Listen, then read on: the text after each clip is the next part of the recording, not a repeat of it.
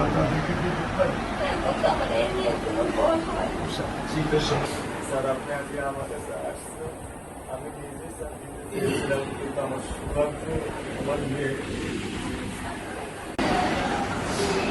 আপনি স্যার বিশ্বাস করবেন না, আমার স্যার ৫৫ বছর বয়স, করতে পারে স্যার সে পুরে লীগের একজন নেতার একটা বাচ্চাও স্যার মারা গিয়েছিলেন, আপনার মনে হয় স্যার হয়তো বা স্মরণ আছে।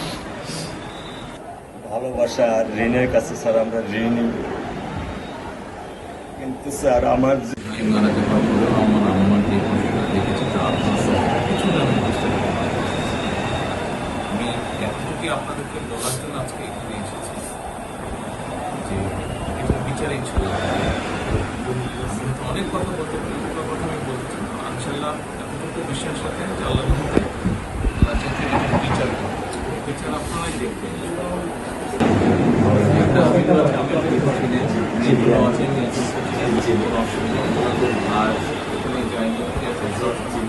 আসামিকে ধরা হয়েছে, ব্যবস্থা করা হয়েছে, এরপরে বিচার ইনশাল্লাহ আইন উনিও কন্যা সন্তান, আমিও কন্যা সন্তান, উনিও কন্যা সন্তান। কাজে আমরা জানি কন্যা সন্তানের কষ্টটা আমরা একটা ছবি ছিল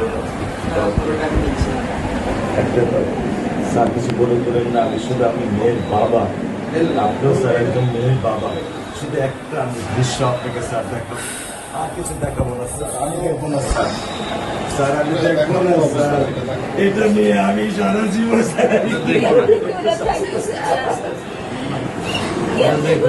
আমি কি করে দেবেন সারা জীবন এই দৃশ্য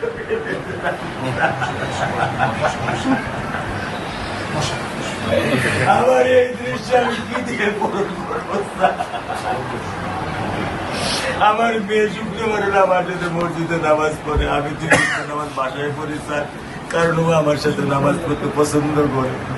2 ওয়াক্ত নামাজ আমি ওকে নিয়ে স্যার আমার বাসায় পড়ি স্যার। আল্লাহ আমি জানি না আল্লাহ তাআলা আমার কোন পরীক্ষা ফেলেছে, এই দুঃখ এই কষ্ট মৃত্যু ছাড়া আমার আর কোনো শেষ নেই স্যার, আর কোনো শেষ নেই।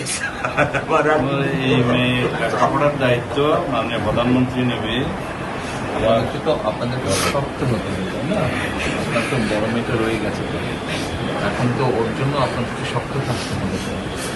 স্যার সত্য কথা, আমি যখন ওকে ভ্যানে পাঠাই আমি খুব বল পাই, আমি কালকেও বলে দিচ্ছি যে আমি আর ভ্যানে দিব না, তুমি প্রতিদিন ওকে রিক্সায় নিয়ে যাবা, রিক্সায় করে নিয়ে আসবা। আমি ক্লান্ত স্যার, 10 বছর বয়স থেকে স্যার অবহেলা পেতে পেতে পেতে পেতে স্যার আমি আর নিতে পারতেছি না স্যার। আল্লাহ আমার ভাগ্য দিচ্ছে, আমি কি করতেছি কি করব? ঘরের ব্যবস্থা মানে বলেছেন মেয়ের লেখাপড়া হবে, ধৈর্য ধরো, ইনশাল্লাহ বিচার হবে খুব সংক্ষিপ্ত সময়, কারণ এর চাইতে বেশি বলতে পারবো না, কারণ আদালতের বিষয় তো। আমরা চার্জশিট দেবো ইনশাল্লাহ এই 24 ঘন্টার মধ্যে। আমি সত্য কথা বলি, আমার 55 বছর বয়সে আমি এত দ্রুত, এত সুন্দর, এত সুচারুভাবে আমি কখনো দেখিনি। এটা আমি বুঝতে পারছি না, এটা আমি বুঝতে পারছি স্যার। এটা প্রধানমন্ত্রী চলে আসছেন, এটা আমার সৌভাগ্য।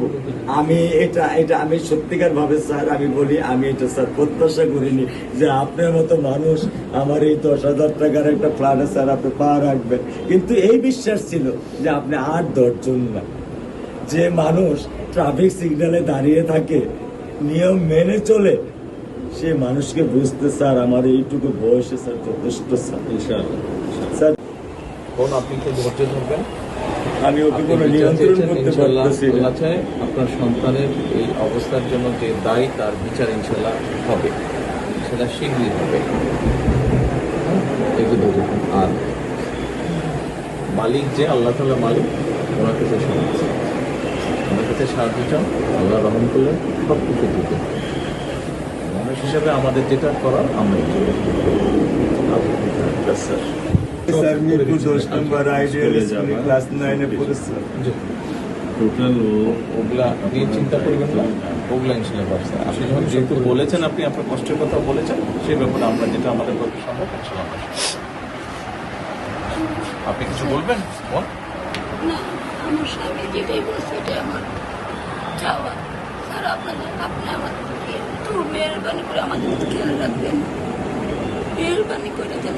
আমরা প্রথমে সবচেয়ে আগে যেটা এই মুহূর্তে আমরা করতে চাই সেটা হচ্ছে যে এই অন্যায়ের সাথে যে জড়িত তার বিচার আমরা আগে করতে চাই, জি স্যার, তার বিচারের ব্যবস্থা আমরা আগে করতে চাই, জি স্যার। এইটা আমরা আগে প্রথমে করতে চাই।